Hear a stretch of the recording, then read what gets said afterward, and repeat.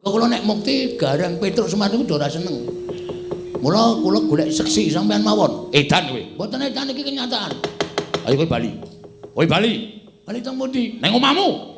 Kowe ora gelem bali aja kelakon tutuk. Gelandang nenggala kowe. Woi.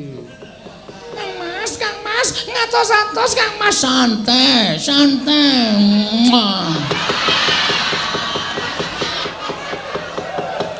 Rasa kuwatir.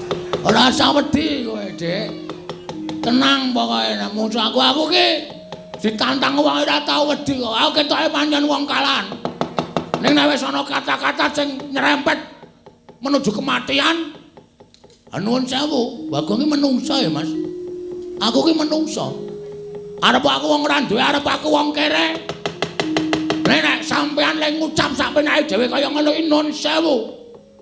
Kowe karo aku ki padha-padha menungsa.